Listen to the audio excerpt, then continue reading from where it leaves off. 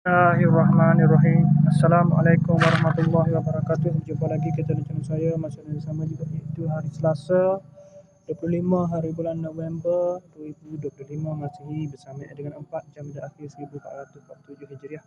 Sekarang pukul 6.44 minit petang. Seperti biasa, video daily report kita untuk hari ini. Kemarin saya dapat video daily report.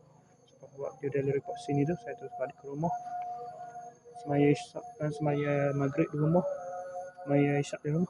Lepas tu baru keluar lepas semaya isyak, dia baru keluar pukul 9 tu keluar seperti biasa kedai Fikri dah, minum ada seperti biasa. Lepas tu balik pada pukul 10.40 balik ke rumah.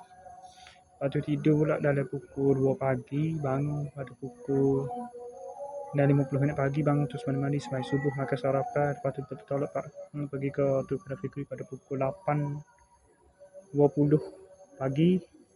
Lepas tu pukul 8.50 minit pagi baru pergi ke tempat kerja. Sampai pukul 9 dah. Kerja tu hari ni kerjaan ni lah, ikat bata. Saya gagal sebenarnya untuk ikat bata. Tukar buat ikat bata. Lepas tu pasang mozaik lah, sambung pasang mozaik dah ada tandas tu dah. Lepas tu selepas selesai kerja dari pukul 3.40 dan 3 penat. Pukul 3.40 kami terus balik lah. 3.40 penat saya balik ke Siapa balik tu 3.40 penat baru balik ke rumah. Terus balik ke rumah lah. Lepas tu tunggu bahagian ni siapa lah pada pukul tadi.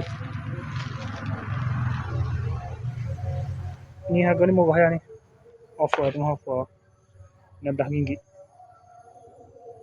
RM17 20%. Ni smartwatch ni. Lepas tu terus sampai terima barang tu, saya sipas-sipas terus siap-siap terus main ke sini lah untuk buat review barang ni dan juga video daily report ni. Okey, saya sekadar saja untuk sesi video daily report kita untuk hari ini. Assalamualaikum, jumpa lagi, bye.